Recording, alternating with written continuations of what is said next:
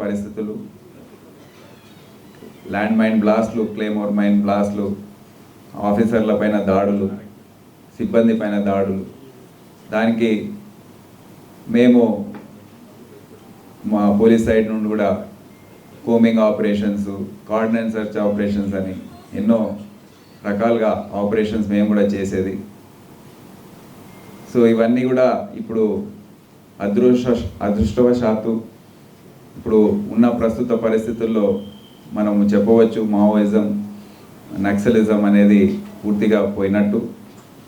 అంటే దాంతో 10 సంవత్సరాల పాటు పోరాడిన వ్యక్తిగా 2010లో మన రాష్ట్రంలో నుండి కూడా తొలగించాం. కానీ చుట్టుపక్కల ఉన్న రాష్ట్రాలు ఏవైతే ఉన్నాయో దాంట్లో కొన్ని నెలల క్రితం వరకు కూడా ఉండింది. ఛత్తీస్గఢ్ లాంటి అక్కడ బస్తర్ అటవీ ప్రాంతం, కర్రెగుట్టలు అటువంటి ప్రాంతాల్లో ఇంకా వాళ్ళ డెన్స్ హైడౌట్స్ ఉన్నాయి. కానీ గత సంవత్సర కాలంలో సెంట్రల్ కమిటీ మెంబర్స్ అందరు కూడా లొంగిపోయారు. చాలామంది ఎన్కౌంటర్స్లో కూడా చనిపోయారు.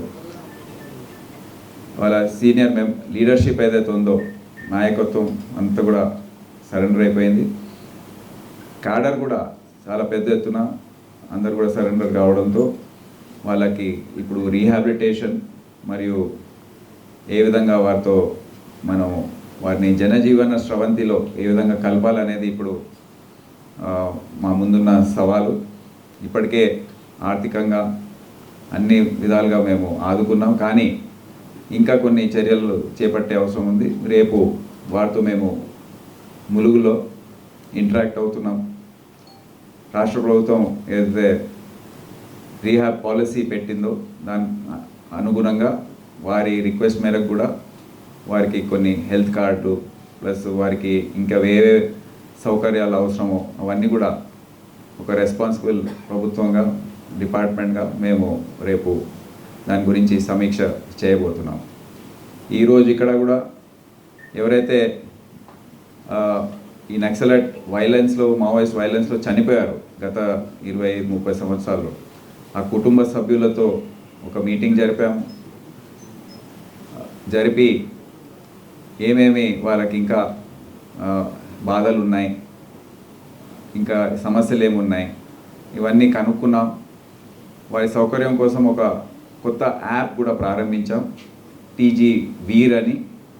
ఆ యాప్ ద్వారా వారు ఒకసారి అప్లోడ్ చేయాలంటే వారి సమస్యలన్నీ కూడా ఒకసారి క్యూఆర్ కోడ్ ద్వారా స్కాన్ చేసి, దాంట్లో అది పబ్లిక్ కోసం కాదు, ఇంటర్నల్ యాప్ ఇది పోలీస్ డిపార్ట్మెంట్లో.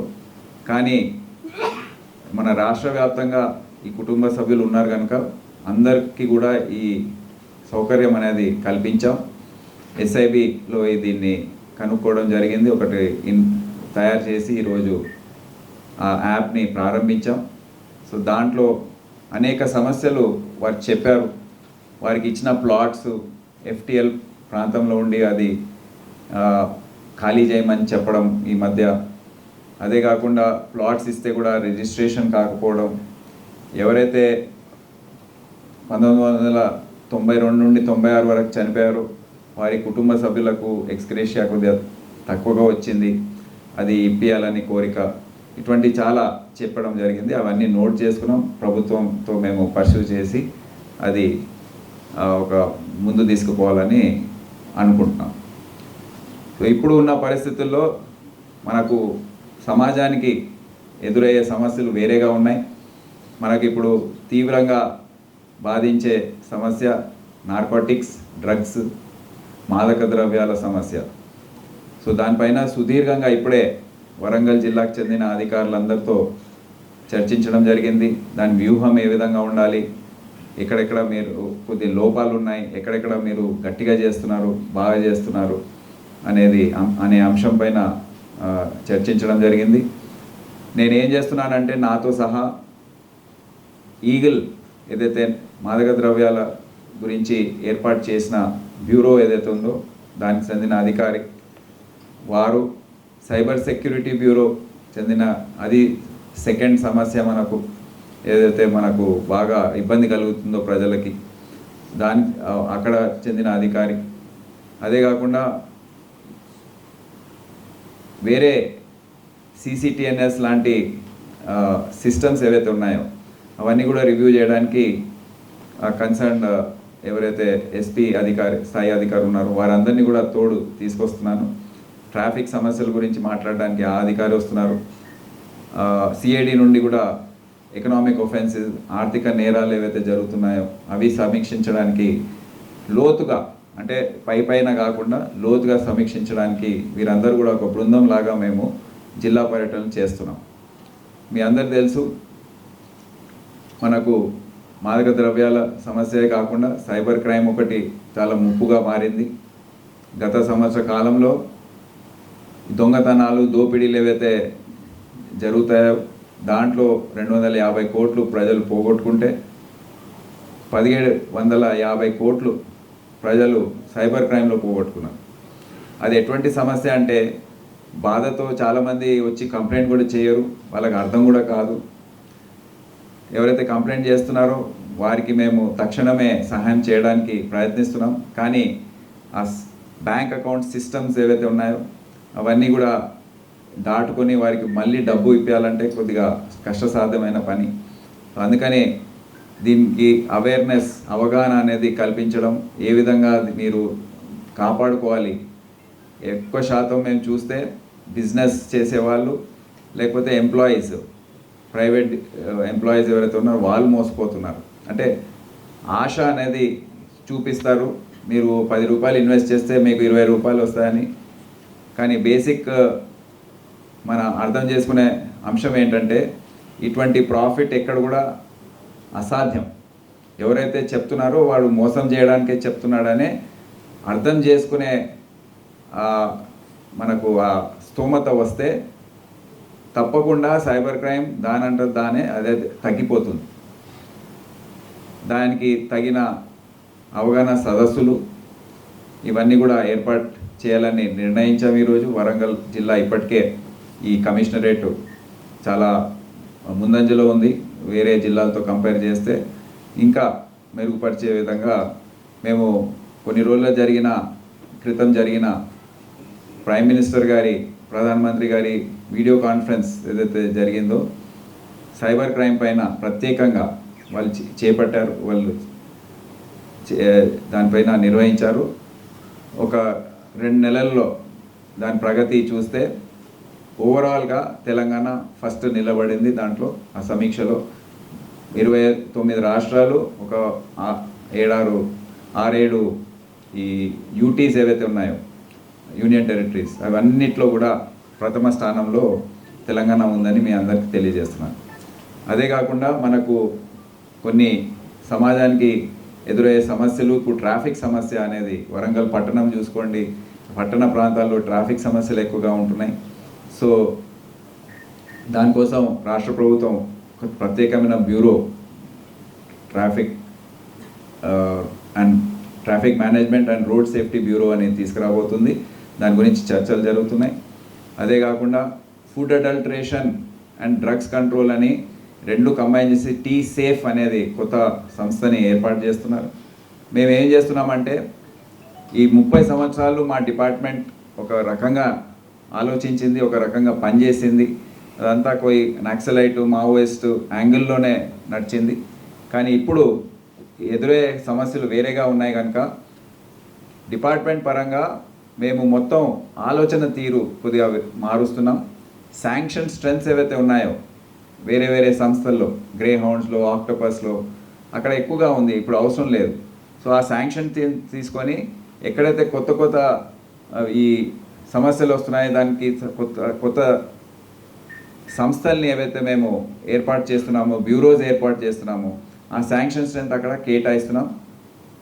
సో ఇప్పుడు traffic and road safety management, food adulteration bureau, అదేవిధంగా వేరే ACB, enforcement, vigilance and enforcement wing, civil supplies wing, ఎక్కడైతే రెవెన్యూ లీకేజెస్ జరుగుతున్నాయో ఇవన్నీ కూడా ఎన్ఫోర్స్మెంట్ వింగ్స్ అనేది మేము తయారు చేస్తున్నాం. సో మొత్తం డిపార్ట్మెంటే ఒక సంస్కరణల స్థాయిలో ఉంది, దిశలో పోతుంది. సో దీనికి వచ్చే 10-15 సంవత్సరాల కోసం తయారు చేయడానికి మేము అన్ని చర్యలు తీసుకుంటున్నాం. మీ అందరు తెలుసు, 2 నెలల క్రితం నేను కూడా ఒక వీసీ పెట్టి ఎస్ఐ పై అధికారులతో దాదాపు 6500 మందితో ఒకేసారి ఈ వీడియో కాన్ఫరెన్స్ నిర్వహించి ప్రతి స్టేషన్లో ప్రతి ఒక్కరికి అర్థమయ్యే విధంగా కొన్ని అంశాలు చెప్పడం జరిగింది. ఎంత మనము ముందుకు వెళ్ళినా, సైంటిఫిక్ టెంపర్ వాడుకున్నా, టెక్నాలజీ వాడుకున్నా, మనము బేసిక్ పోలీసింగ్ అని మర్చిపోలేము. ఏదైతే గస్తీ తిరగాలో తిరగవలసిందే, డే పెట్రోలింగ్, నైట్ పెట్రోలింగ్. మన స్టేషన్లో ఏదైతే జరుగుతాయో దానిపైన స్టేషన్ హౌస్ రొటీన్ అని ఉంటుంది. స్టేషన్లో రోల్ కాల్స్, పబ్లిక్ వస్తే వాళ్ళని అటెండ్ చేయడం మర్యాదపూర్వకంగా. జిల్లా ఎస్పీలు, సిపిలు వాళ్ళ స్థాయిలో రెగ్యులర్గా పోలీస్ స్టేషన్ విజిట్స్ చేయడం. నాకు ఇప్పుడు 95వ సంవత్సరంలో జనవరి నెలలో సంగెం పోలీస్ స్టేషన్ విజిట్ చేసిన నోటు సిపి శ్వేత గారు దాన్ని వెతికి నాకు చూపించారు. నేను చేతితో రాసిన నోట్, అది చాలా సంతోషం కలిగింది అది చూసిన తర్వాత. అంటే చేతితో రాస్తే దానికి వేరే ప్రాధాన్యత ఉంటుందని విజిట్స్ ప్రతి నెలలో 2 పోలీస్ స్టేషన్లన్నా కనీసం మీరు విజిట్ చేయాలి. ఇన్స్పెక్షన్లు కూడా రెగ్యులర్గా షెడ్యూల్ ప్రకారం చేసుకోవాలి. మీ డిస్ట్రిక్ట్ పోలీస్ ఆఫీస్, ఇంకా వేరే వింగ్స్ చాలా ఉన్నాయి, అవి విజిట్ చేసుకోవాలి.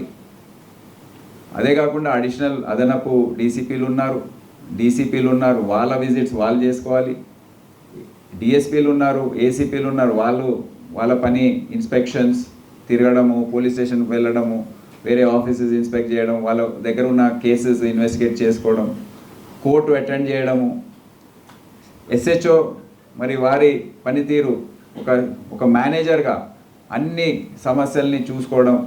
స్టేషన్లో అనేక రకాలుగా ఉంటాయి, రాజకీయంగా సమస్యలు ఉంటాయి, అక్కడ నేరాలు ఉంటాయి, అక్కడ అనేక అంశాలని హ్యాండిల్ చేసే అవసరం ఉంటుంది. సో ఎస్హెచ్ఓస్ కూడా బాధ్యత వహించి వారు అది చేస్తేనే వారు అక్కడ ఉండే సత్తా వాళ్ళకు ఉంటుందని వారికి తెలియజేయడం జరిగింది. సో ఇప్పటికే పోలీసింగ్లో మార్పు ఉందని మాకు తెలుస్తుంది, పబ్లిక్ నుంచి కూడా ఫీడ్బ్యాక్ వస్తుంది. సో ప్రజల కోసం మేము ముందు వెళ్ళి అదే స్థాయిలో ఈ మా పోలీస్ సేవల్ని అన్ని రకాలుగా రక్షణ కల్పించడం, ప్రజలకు వాళ్ళ ప్రాణాలకు, ఆస్తులకు, అదే కాకుండా మెరుగైన క్రైమ్ డిటెక్షన్, ప్రివెన్షన్, డిటెక్షన్, సీసీటీవీలు, ఏవైతే అన్ని రంగాల్లో మేము ఆలోచిస్తున్నామో అవన్నీ కూడా వచ్చే రోజుల్లో ఇంకా వేగవంతం చేస్తామని మీ అందరికి తెలియజేస్తున్నాను. ఇదే కాకుండా ప్రజల నుండి కూడా మేము వాళ్ళ కోఆపరేషన్ వచ్చే విధంగా పోలీసింగ్ చేస్తే అందరికి కూడా కమ్యూనిటీ పోలీసింగ్లో ఇన్వాల్వ్ అయ్యి విలేజ్ విజిట్స్ చేసుకుంటూ ప్రజలతో టచ్లో ఉండి రోజువారీగా కంపల్సరీగా అందరూ 2 గంటల పాటు 3 నుండి 5 వరకు ప్రజల్ని కలవాలని, వాళ్ళ డిస్ట్రిక్ట్ పోలీస్ ఆఫీసెస్ నుండి పనిచేయాలని, ఈ విధంగా అన్నీ కూడా చెప్పడం జరిగింది. సో ప్రజలకు మేము అన్ని రకాలుగా అందుబాటులో ఉంటామని మీ అందరికీ తెలియజేస్తున్నాం.